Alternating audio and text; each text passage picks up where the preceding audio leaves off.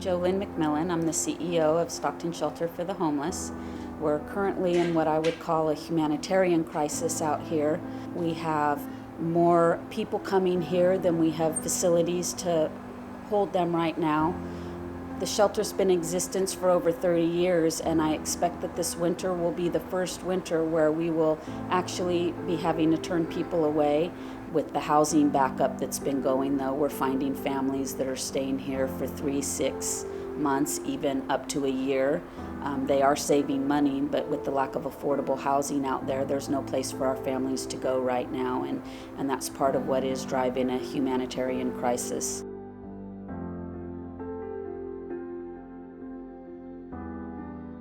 My name is Shannon. I've been homeless now for just about a year. At first it was just jumping from family friend to family friend's house and staying with them. And then I ended up at another shelter. That was only a 2-month program, and after that I ended up here. It's been a huge experience, but here has been very helpful. They help you advocate for yourself. They help you get out and look for housing. They help you with your applications. And they really have a positive influence on helping you get on your feet and get back out there to another home for you and your family.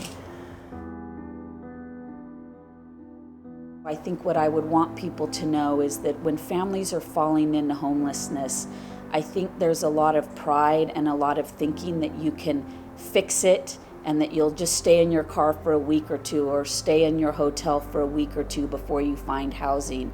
And in this kind of housing market, that's just not the case anymore.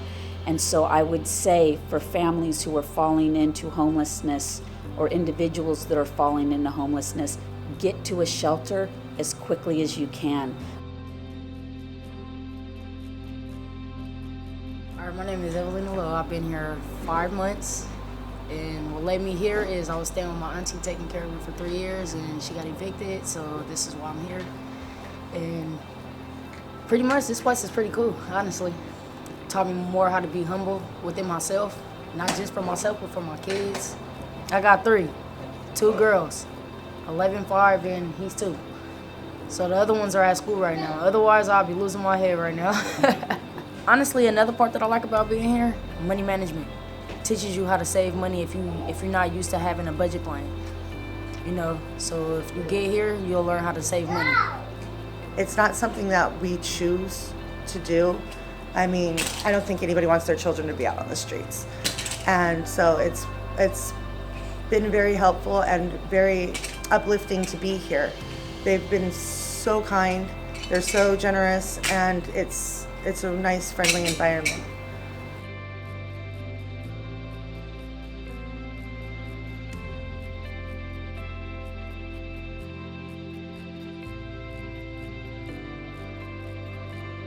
And for those of you who are comfortable and think this could never happen to you, they're by the grace of God, because it could happen to any of us. We could lose a job, we could lose a support system, and then before we know it, we've lost our home and we're in the thick of it.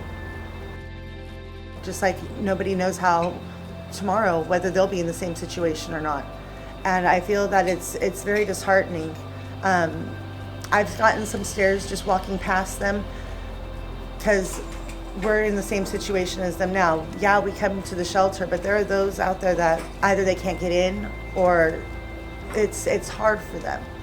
And I don't think that it's anything that they may have done themselves. It may just be a certain situation that happened, and now they're caught in a vicious cycle that they don't know how to get out of. It's very dehumanizing to see people look at others the way they do. Home is where the heart is, even if that home is a shelter. So tonight, before we fall to sleep, know that more than 500,000 Americans will sleep in public places because they lack private spaces. And then think about what life would be like if shelters did not exist at all. There is a resilience about the place and people that is called the Stockton Shelter for the Homeless. It has a healing spirit that is pervasive and visible. A child's laugh, a mother's smile, a sense of belonging. Know that every human being has the potential to re-engineer their lives, and we as a community must re-engineer how we see poverty. Do not avert your eyes away from people who sleep where you walk. Instead, look, listen, and learn.